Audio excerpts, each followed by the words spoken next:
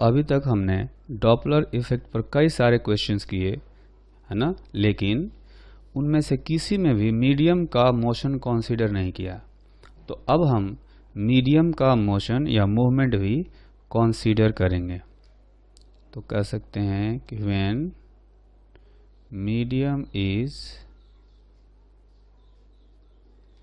Also moving, तो medium के चलने से क्या फ़र्क पड़ेगा। तो मीडियम के चलने से जो साउंड का स्पीड है उस पे फ़र्क पड़ जाएगा। अगर मीडियम साउंड के मोशन की तरफ हो तो साउंड की स्पीड को, वेलोसिटी को बढ़ाएगा, और अगर मीडियम साउंड की वेलोसिटी के अपोजिट डायरेक्शन में हो तो साउंड की वेलोसिटी को वो कम कर देगा, जिससे कि अपरेंट फ्रीक्वेंसी चेंज हो जाएगी, है ना। तो उसको कंसीडर करते हुए हम लोग जो अपरेंट फ्रीक्वेंसी का फॉर्मूला ड्राइव किए थे उसमें थोड़ा सा मॉडिफिकेशन करेंगे, है ना। तो अपरेंट फ्रीक्वेंसी जो होगी, apparent frequency is equal to A naught V plus V M minus V O divided by v plus V M minus V S. तो इसमें देखेंगे कि बाकी सब कुछ वैसे ही है, बस मीडियम का वेलोसिटी Vm जो है वो वेलोसिटी ऑफ साउंड में ऐड कर दिया गया है ना। तो अभी जो है ये हो गया modified formula according to motion of medium, where Vm is velocity of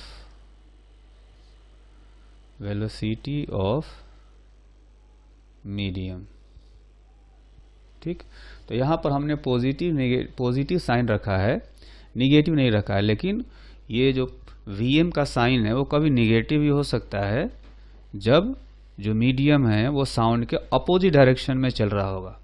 ठीक है, इसमें भी हमें साइन कन्वेंशन अप्लाई करना होगा पहले वाले जैसा ही, है ना। जो हमने साइन कन्वेंशन अभी सीखा था वही साइन कन्वेंशन इसमें भी अप्लाई करेंगे। तो ये जो है कि साउंड का स्पीड मीडियम के मूवमेंट से बढ़ेगा या घटेगा, अपने आप इसमें जो है वो कंसीडर हो जाएगा। तो अब आते हैं कि अपरेंट वेवलेंथ का फॉर्मूला। अपरेंट वेवलेंथ का जो फॉर्मूला है वो जो पहले था V माइनस वी एस था, अब हम लोग क्या करेंगे, V में Vm ऐड कर देंगे minus V S divided by N naught, है ना। तो फॉर्मूला वैसा ही है, बस फर्क क्या है कि इसमें मीडियम की वेलोसिटी जो है वो ऐड हो गई है। तो मीडियम के मूवमेंट के हिसाब से इसमें जो है थोड़ा सा मॉडिफिकेशन हो गया। तो इसमें जो Vm है उसका भी साइन पॉजिटिव नेगेटिव हो सकता है, तो उसके लिए हम लोग क्या करेंगे, साइन कन्वेंशन अप्लाई करेंगे।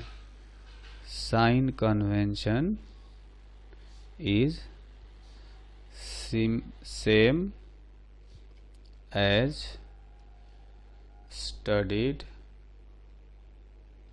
earlier, means velocities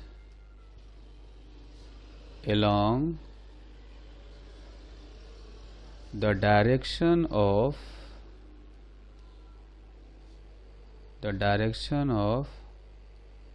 motion of sound will be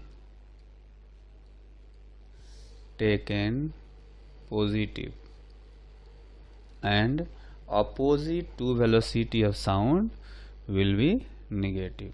तो जो साइन कन्वेंशन हमने अभी पहले सीखा था वही कन्वेंशन यहाँ भी अप्लाई करेंगे, तो अपने आप उसमें आ जाएगा कि साउंड का स्पीड मीडियम के मूवमेंट से बढ़ेगा या घटेगा। हमें अलग से कुछ सोचने की ज़रूरत नहीं है, बस फॉर्मूले में साइन कन्वेंशन अप्लाई करेंगे और आंसर आएगा। तो एक एग्जाम्पल करते हैं इस पर भी, है ना। तो ये एग्जाम्पल है source of frequency n and an observer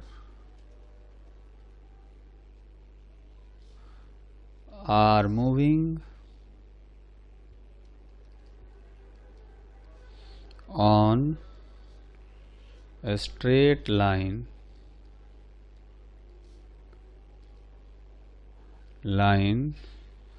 with velocities a and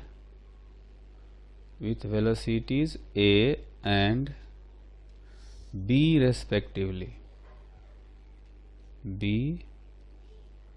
respectively, with source ahead of observer. Medium is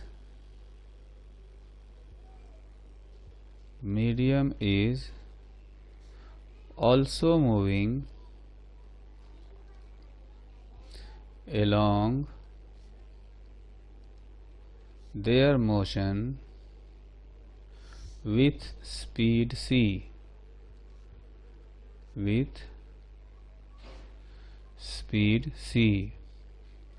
If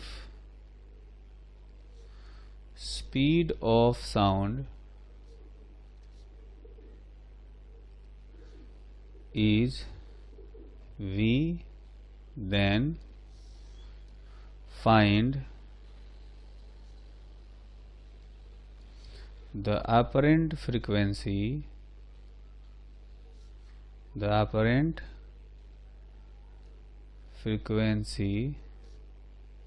and apparent wavelength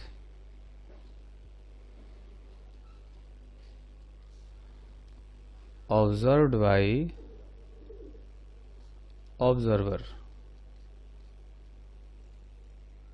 ठीक, तो इसमें हम लोग एक फिगर बनाते हैं।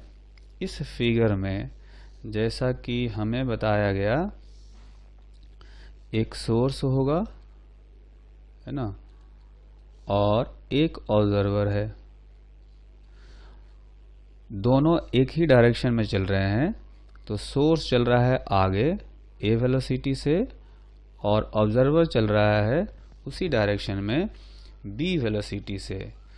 और जो मीडियम है, मीडियम भी इन्हीं के पैरेलल चल रहा है c वेलोसिटी से। ठीक है, तो अगर इसमें देखेंगे अपना जो साइन कन्वेंशन है उसके हिसाब से साउंड जो है वो सोर्स से निकलकर ऑब्जर्वर की तरफ जाना चाहिए। तो हमारे लिए लेफ्टवर्ड डायरेक्शन पॉजिटिव होगा और राइटवर्ड डायरेक्शन निगेटिव होगा।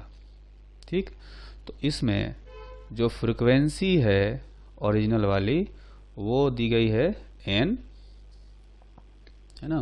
फ्रीक्वेंसी हमें दिया गया है n और वेलोसिटी ऑफ ऑब्जर्वर की वेलोसिटी देखेंगे निगेटिव आएगा अपने साइन कन्वेंशन के हिसाब से, क्योंकि राइटवर्ड डायरेक्शन निगेटिव है और ये जो ऑब्जर्वर है वो भी निगेटिव में जा रहा है। इनफैक्ट कह सकते हैं कि सारे ही निगेटिव में जा रहे हैं। ऑब्जर्वर भी निगेटिव में जा रहा है, सोर्स भी निगेटिव में जा रहा है और मीडियम भी निगेटिव में जा रहा है। तो ऑब्जर्वर की वेलोसिटी रखेंगे -b, सोर्स की वेलोसिटी रखेंगे -a और मीडियम की वेलोसिटी रखेंगे -c। ठीक, अब जो फॉर्मूला है उसको अप्लाई करते हैं। तो अपरेंट फ्रीक्वेंसी का जो फॉर्मूला है उसको अप्लाई करेंगे। तो n into v plus vm minus vo vm minus vs, ये तो फॉर्मूला है। इस फॉर्मूले में जब हम वैल्यूज सब्स्टिट्यूट करेंगे तो देखेंगे कि ये हो जाएगा n, साउंड की वेलोसिटी v, ठीक। अच्छा, जो vm है, मीडियम की वेलोसिटी है -c, तो vm के जगह पर -c रखेंगे, है ना। अच्छा, माइनस ऑब्जर्वर की वेलोसिटी जो है वो है -b, तो माइनस माइनस ये हो जाएगा +b, ठीक। और जो सोर्स है, सोर्स की वेलोसिटी यहाँ पर है -a, तो यहाँ पर भी एक माइनस यहाँ पर है और ये माइनस माइनस +a हो जाएगा। तो ये हो गया अपरेंट फ्रीक्वेंसी। और जो अपरेंट वेवलेंथ है, अपरेंट वेवलेंथ, उसका फॉर्मूला अगर हम लोग अप्लाई करेंगे तो v plus vm minus vs divided by n, ठीक। तो v माइनस vm के जगह पर हम लोग रखेंगे -c, तो यहाँ हो जाएगा -c, और सोर्स के जगह पर रखेंगे -a, तो एक माइनस यहाँ पर फॉर्मूले में माइनस है और एक माइनस यहाँ पर, तो माइनस माइनस +a हो जाएगा, +a डिवाइडेड बाई n। तो अपरेंट वेवलेंथ इतना हो गया, है ना। अपरेंट वेवलेंथ हो गया ये, और अपरेंट फ्रीक्वेंसी हो गया ये अपरेंट फ्रीक्वेंसी हो गया, ठीक। अब इसमें ध्यान देंगे कि जो साउंड है, वो साउंड चल रहा था इस फिगर में लेफ्ट डायरेक्शन में ऐसे, और मीडियम चल रहा था उल्टा, तो ये साउंड की स्पीड को कम कर रहा होगा क्योंकि मीडियम उल्टा चल रहा है, और इसीलिए यहाँ पर देखेंगे फॉर्मूले में माइनस साइन आ गया है। माइनस साइन आने का मतलब कि साउंड का जो नेट स्पीड है ये v से कम हो गया, v माइनस सी हो गया, यहाँ भी v माइनस सी आ गया है, ठीक। तो हमें जो मीडियम है उसका अलग से ध्यान रखने की जरूरत नहीं है, जस्ट साइन कन्वेंशन अप्लाई करेंगे, वो अपने आप आंसर जो है वो निकल आएगा। तो एक और एग्जांपल करते हैं। इस एग्जांपल में हमें एक सोर्स दिया गया है और एक ऑब्जर्वर दिया गया है, जो कि दोनों ही लाइन ज्वाइनिंग के अलोंग नहीं चल रहे। इनका जो डायरेक्शन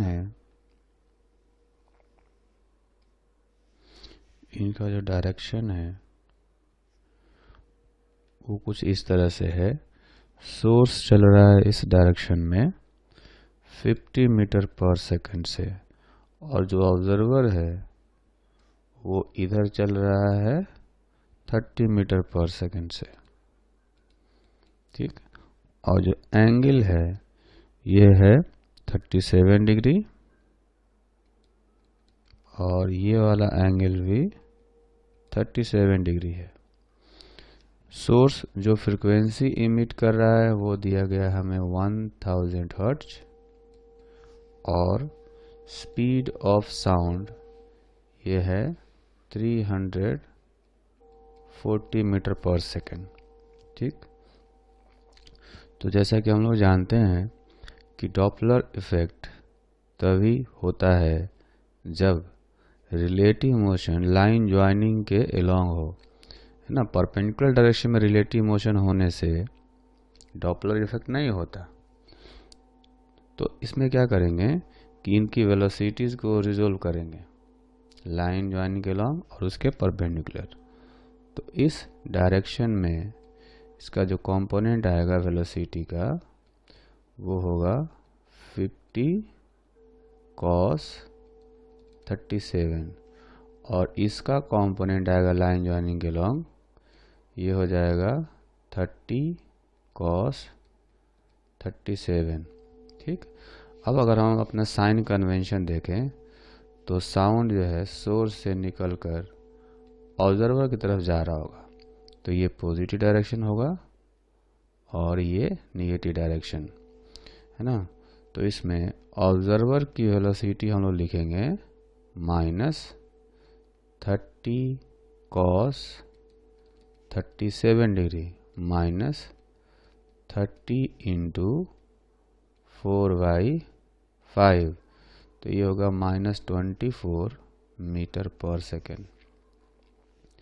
उसी तरह से सोर्स की जो वेलोसिटी है वो होगी पॉजिटिव डायरेक्शन में +50 cos 37 डिग्री, यानी 50 इंटू 4/5, तो ये हो जाएगा, ये प्लस में है तो ये हो जाएगा +40 मीटर पर सेकेंड।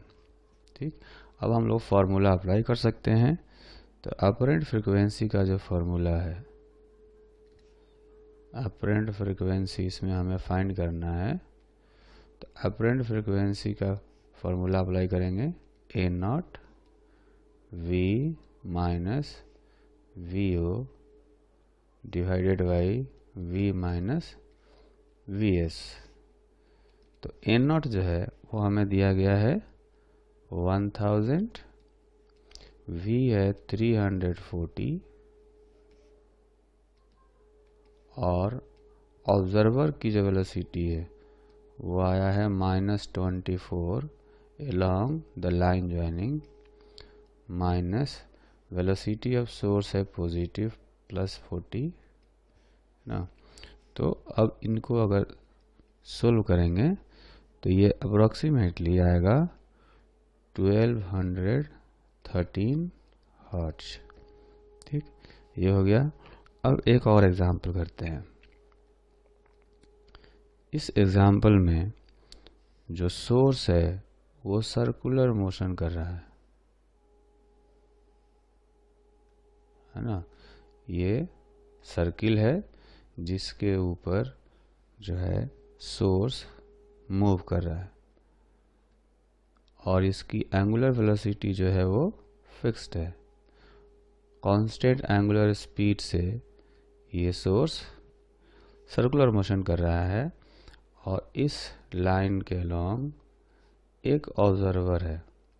ऑब्जर्वर रेस्ट पर है और सोर्स जो है ओमेगा एंगुलर वेलोसिटी से रोटेट कर रहा है, जिसमें कि रेडियस है 2 मीटर, ओमेगा का वैल्यू है 10 रेडियन पर second.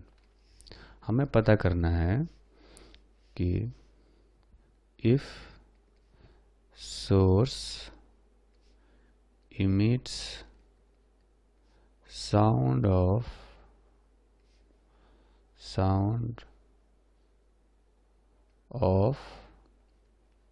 frequency 1000 hertz, then find the maximum and minimum frequency observed by observer, है ना। तो अब इस फिगर में अगर देखें तो जो सोर्स है वो सर्किल पर घूम रहा है। तो किसी इंस्टेंट पर ऐसा होगा कि हम लोग यहाँ से एक टेंजेंट ड्रॉ करते हैं, ऑब्जर्वर से सर्किल पर एक टेंजेंट ड्रॉ करते हैं, है ना। तो जब सोर्स इस टेंजेंट के लॉन्ग ट्रेवल कर रहा होगा, सपोज ये हो गया सोर्स, है ना, सोर्स ऐसे होगा और यहाँ पर इसकी जो वेलोसिटी होगी ओमेगा आर होगी along the line joining the observer. ठीक, तो उस कंडीशन में मैक्सिमम अपरेंट फ्रीक्वेंसी सुनाई देगा, है ना। तो हम लोग क्या करेंगे, यहाँ पर हमें निकालना है अगर मैक्सिमम अपरेंट फ्रीक्वेंसी, तो इसको लिखेंगे ए नॉट इंटू जो साउंड की वेलोसिटी है इसको हम लोग रखेंगे 340, है ना। अच्छा, अब जो है तो A naught V minus V O by V minus V S, इस फॉर्मूले को अगर अप्लाई करेंगे तो एन मैक्सिमम हो जाएगा 1000 इंटू 340 माइनस अब ऑब्जर्वर तो रेस्ट पर है ना, यहाँ पर ऑब्जर्वर रेस्ट पर है तो वी हो जाएगा 0, और ये जो सोर्स है, सोर्स की वेलोसिटी ओमेगा आर है, साउंड इधर जा रहा होगा तो ये डायरेक्शन पॉजिटिव है और ये निगेटिव है, तो सोर्स की वेलोसिटी होगी पॉजिटिव डायरेक्शन में ओमेगा आर, है ना। पॉजिटिव डायरेक्शन में ये हो गया ओमेगा आर, तो लिखेंगे 1000 into 340 divided by 340 minus omega का वैल्यू है 10 और आर का वैल्यू है 2, तो 1000 इंटू 340 डिवाइडेड बाई 320, ठीक है। तो यहाँ से मैक्सिमम फ्रीक्वेंसी की जो वैल्यू आएगी वो हो गई N maximum is equal to 1062.5 hertz, ठीक, ये हो गया मैक्सिमम। अब मिनिमम का क्या होगा, तो ऐसा करेंगे कि इस ऑब्जर्वर से हम लोग इस सर्किल पर एक टेंजेंट इधर भी ड्रॉ करेंगे, है ना, ऐसे।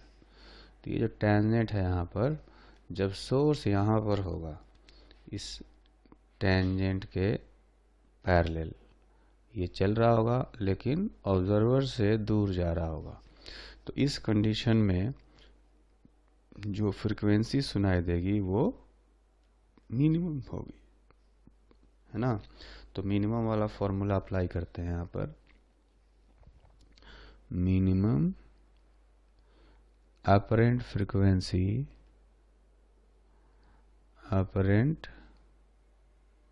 Frequency is equal to N minimum, हो जाएगा ए नॉट इंटू वी का वैल्यू हम लोग रखेंगे 340, ऑब्जर्वर स्टेशनरी है, और 340 माइनस इस बार साउंड जो है, साउंड चल रहा होगा इधर जो कि पॉजिटिव डायरेक्शन कहलाएगा और ये निगेटिव डायरेक्शन है, तो सोर्स जो है देखेंगे कि निगेटिव डायरेक्शन में जा रहा है ओमेगा आर से, तो यहाँ पर माइनस माइनस प्लस हो जाएगा, ये प्लस ओमेगा आर रखेंगे।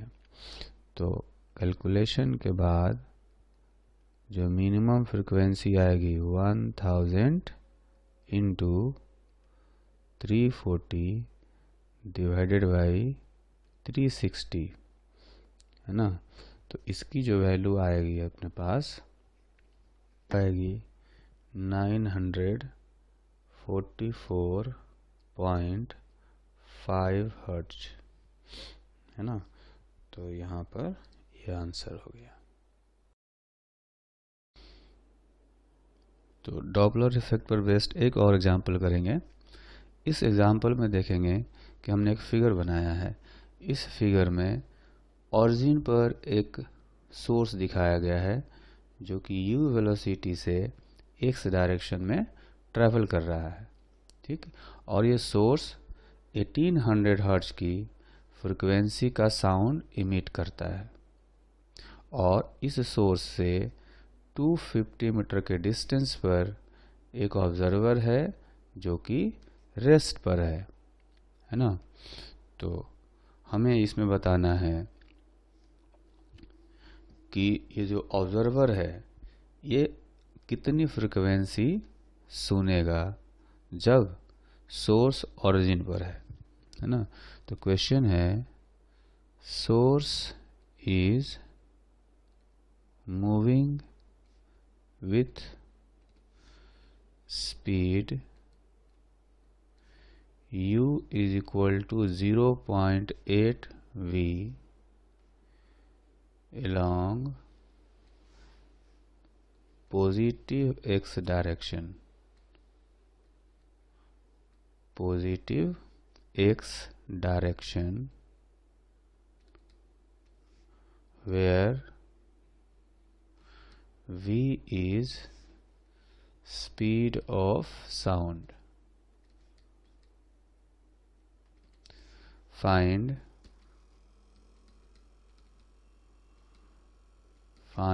the frequency observed by the observer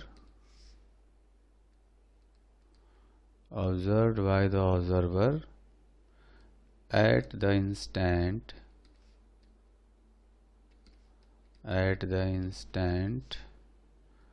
when source is located at origin, है ना। तो कहने का मतलब यह है कि जिस इंस्टेंट पर सोर्स ओरिजिन पर है, यहाँ पर है, उस इंस्टेंट पर इस ऑब्जर्वर को कितनी अपरेंट फ्रीक्वेंसी सुनाई दी होगी, है ना। तो जैसा कि हम देख सकते हैं कि सोर्स u वेलोसिटी से ट्रेवल कर रहा है, तो ऑब्जर्वर को जो भी साउंड सुनाई दिया होगा वो कहीं पीछे से यहाँ से इमिट किया गया होगा, है ना। तो ये ऐसा मान सकते हैं कि सोर्स जब यहाँ था इस लोकेशन पर, तब उसने साउंड इमिट किया था, है ना। और वो साउंड इस ऑब्जर्वर के पास तब पहुँचा जब सोर्स खुद ओरिजिन पर पहुँच गया, है ना। तो मान लेते हैं कि वहाँ से सोर्स को ओरिजिन तक जाने में टाइम लगा t, तो उसने डिस्टेंस ट्रेवल किया होगा ut, यहाँ से यहाँ तक ut डिस्टेंस ट्रेवल किया होगा, और उतने ही देर में जो साउंड है, साउंड का स्पीड हमें दिया गया v, तो उतने ही समय में साउंड vt डिस्टेंस ट्रेवल करके, है ना, यहाँ से जो है वो यहाँ पहुँचा होगा, है ना। तो ये एंगल जो है माना जा सकता है कि थीटा है। तो t समय में सोर्स यहाँ से चल करके ओरिजिन तक पहुँचा और साउंड यहाँ से चल करके इस ऑब्जर्वर तक पहुँचा। तो कह सकते हैं कि जब सोर्स ओरिजिन पर पहुँचा होगा तो साउंड इस ऑब्जर्वर को सुनाई दिया होगा, ठीक। तो पहले हम लोग थीटा का वैल्यू निकालेंगे। उस राइट एंगल ट्रायंगल बन रहा है यहाँ पर, जो उस राइट एंगल ट्रायंगल में अगर कॉस थीटा का वैल्यू निकालें तो कॉस थीटा का वैल्यू आ जाएगा ut डिवाइडेड बाई vt, यानी कि u बाई v। ये हो गया। अच्छा, तो अब इस इंस्टेंट पर हमें डॉपलर इफेक्ट अप्लाई करना है, तो उसके लिए साइन कन्वेंशन देखेंगे। जो साउंड है वो सोर्स से निकल करके ऑब्जर्वर की तरफ आ रहा होगा, तो ये पॉजिटिव डायरेक्शन और ये हो गया निगेटिव डायरेक्शन, ठीक। तो इसमें से जो सोर्स है, सोर्स की वेलोसिटी u को हम लोग रिजोल्व करेंगे अलोंग द लाइन जॉइनिंग। तो ये आएगा u cos थीटा, है ना। और ऑब्जर्वर स्टेशनरी है, तो इस फॉर्मूले में हम लोग क्या करेंगे कि जो ओरिजिनल फ्रिक्वेंसी है जो सोर्स इमिट कर रहा है वो है 1800 हर्ट्ज, ऑब्जर्वर की वेलोसिटी है 0 और सोर्स की वेलोसिटी u cos थीटा है, यहाँ से देखेंगे, और वो भी पॉजिटिव डायरेक्शन में, तो इसको रखेंगे प्लस u cos थीटा, ठीक है। तो ये हो गया। अब हम लोग अप्लाई करते हैं अपरेंट फ्रीक्वेंसी का फॉर्मूला। तो apparent frequency n is equal to A naught v minus vo divided by v minus vs, ये फॉर्मूला होता है। तो इसमें एन नॉट का जो वैल्यू है वो दिया गया है 1800। v जो है इसको ऐसे ही रहने देते हैं, ऑब्जर्वर स्टेशनरी है, ये हो गया v माइनस जो vs है, vs का value plus u cos theta, u cos theta है। ठीक, अब इनके वैल्यू सब्स्टिट्यूट करते हैं।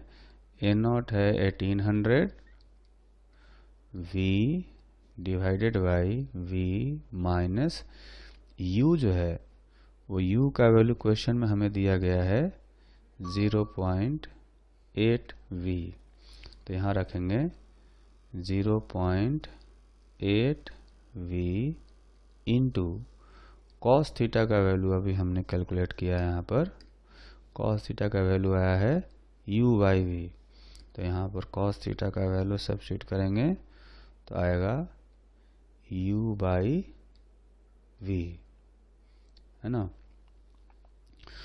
तो यहाँ से v को कैंसिल कर सकते हैं। ठीक, तो ये आएगा 1800 इंटू ऊपर हो गया v divided by v minus 0.8 into u जो है यहाँ पर इसको फिर से 0.8v रख सकते हैं, 8v, तो 1800 into v divided by v minus 0.64v,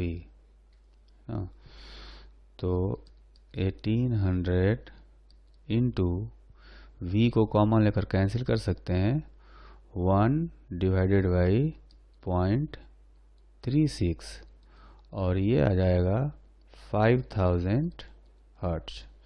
तो अपरेंट फ्रिक्वेंसी जो हो गया, कह सकते हैं कि अब 5000 हर्ट्ज सुनाई देगा उस इंस्टेंट पर जब सोर्स ऑरिजिन पर है ना, सोर्स ऑरिजिन पर है, लेकिन उसने साउंड इमिट कब किया होगा, जब इस पोजीशन पर होगा।